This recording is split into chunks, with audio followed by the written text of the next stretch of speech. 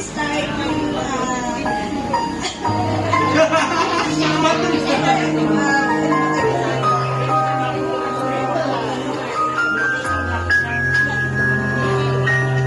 sabi ni Mama Dad, basta I only wish you the best. Okay? I'll be your ate forever.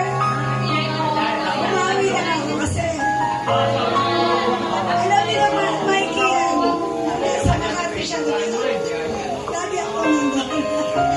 Ayun. Okay. Ayun lang. Sana bigyan ka pa ni Lord na mahabang buhay. Para talaga sa tayo. Sa mga kapatid